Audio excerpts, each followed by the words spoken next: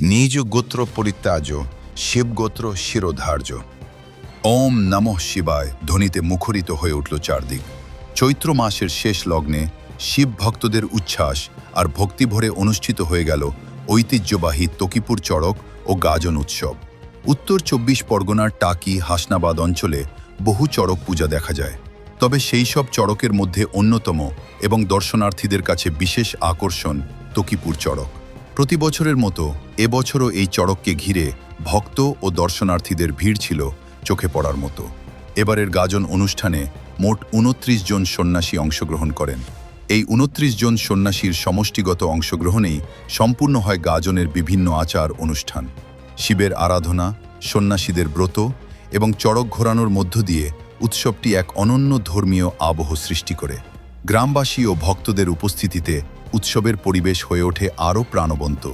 ঢাকঢোলের শব্দ, শিবের নামগান এবং ভক্তদের উচ্ছ্বাসে মুখরিত ছিল গোটা এলাকা। চলুন বন্ধুরা, এক ঝলকে দেখে নেওয়া যাক তকিপুর চড়কের সেই সুন্দর ও মনোরম মুহূর্তগুলি।